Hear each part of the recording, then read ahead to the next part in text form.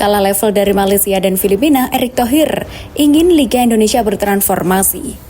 Kualitas Liga Indonesia ternyata masih kalah level dari Liga Filipina dan juga Liga Malaysia. Demi memiliki kompetisi yang lebih berkualitas, Ketua PSSI Erick Thohir ingin Liga Indonesia bertransformasi. Berdasarkan AFC Club Competition Ranking 2023-2024 yang tertera di situs Konfederasi Sepak Bola Asia AFC, Liga Indonesia berada di peringkat posisi ke-28. Kompetisi sepak bola Indonesia hanya lebih baik dibandingkan Liga Korea Utara, Liga Maladewa, dan Liga Kamboja. Erick Thohir berharap Liga Indonesia bisa bertransformasi menjadi lebih baik lagi. Berbagai upaya pun dilakukan, termasuk dengan penerapan VAR dan juga perbaikan di manajemen klub. Erick Thohir menyebut transformasi Liga Indonesia tak bisa dilakukan oleh PSSI, tetapi juga didukung seluruh stakeholder, baik itu klub, pemain hingga asosiasi provinsi atau Asprof PSSI.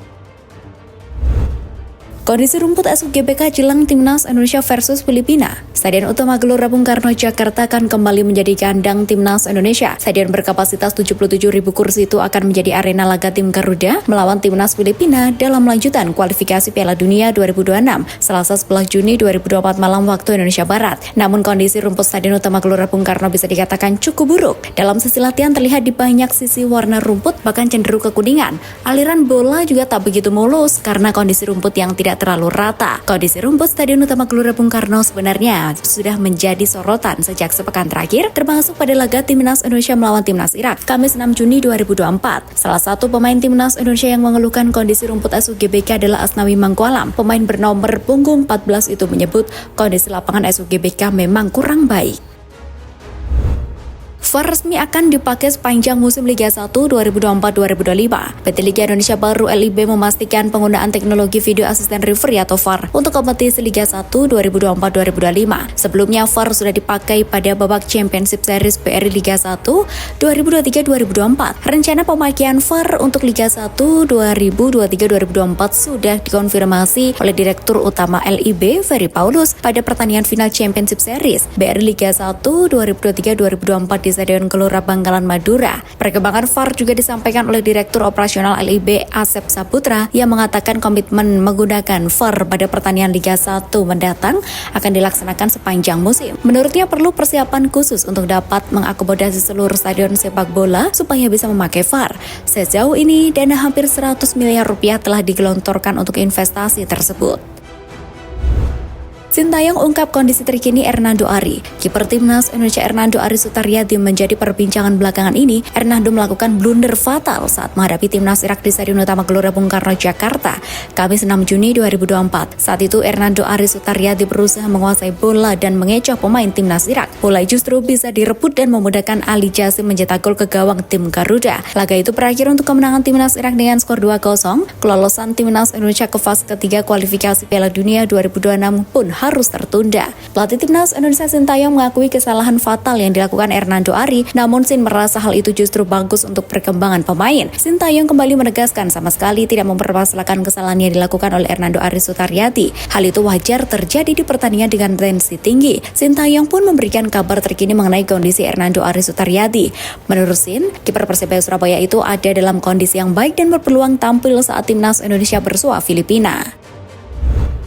Persija Jakarta dan Barito Putra hilang dari daftar banned FIFA. Dua tim Liga 1 Persija Jakarta dan Barito Putra tidak ada dalam daftar ban atau sanksi FIFA per Senin 10 Juni 2024. Sebelumnya, FIFA menghukum Persija Jakarta larangan melakukan aktivitas di bursa transfer untuk 3 periode ke depan. Sanksi itu telah berlaku sejak 26 Januari 2024. Bagi Barito Putra, pekan lalu klub berjulukan Laskar Antasari itu mengumumkan melalui rilis resmi bahwa mereka telah menyelesaikan perselisihan yang berujung pada sanksi FIFA. Langkah ini menunjukkan komitmen manajemen Barito Putra dalam menjaga integritas klub dan menyelesaikan segala permasalahan dengan cepat dan efektif. Dengan selesainya perselisihan ini, Barito Putra kini bisa kembali fokus mempersiapkan kompetisi Liga 1 Indonesia tanpa ada kendala sanksi FIFA. Pemain dan pelatih dapat berlatih dan berkompetisi dengan tenang, mengetahui bahwa tidak ada lagi kekhawatiran mengenai pendaftaran pemain.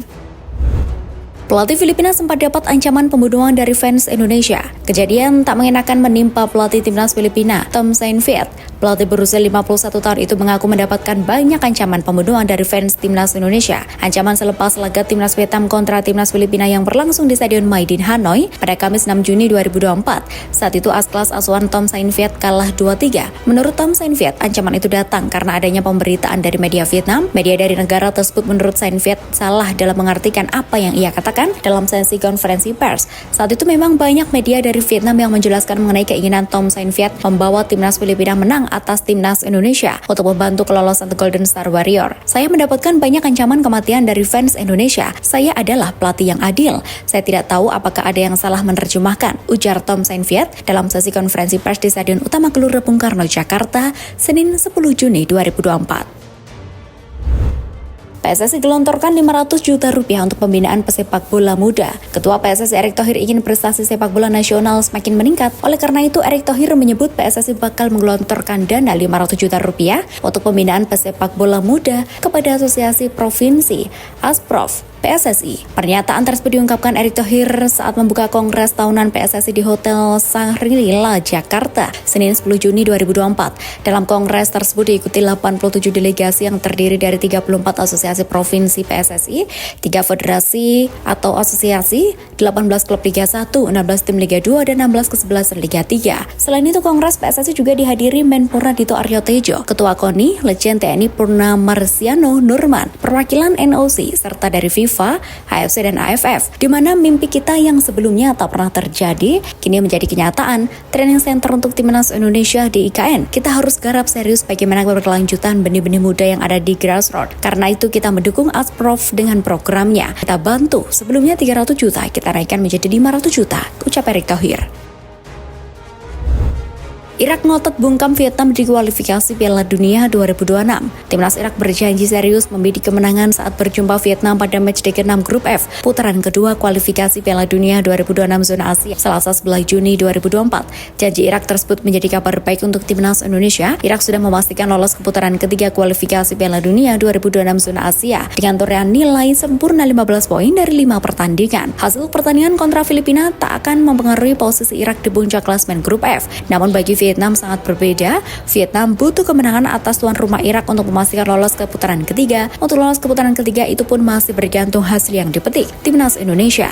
Saat ini Timnas Indonesia menempati peringkat kedua Grup F dengan raihan 7 poin, sedangkan Vietnam di posisi ketiga dengan 6 poin. Skuad Garuda akan lolos ke putaran ketiga jika berhasil mengalahkan Filipina. Namun jika gagal menang, Timnas Indonesia harus menunggu hasil Irak versus Vietnam yang berlangsung 5 jam berselang. Jika Irak menang, Timnas Indonesia dipastikan tetap melenggang ke putaran ketiga.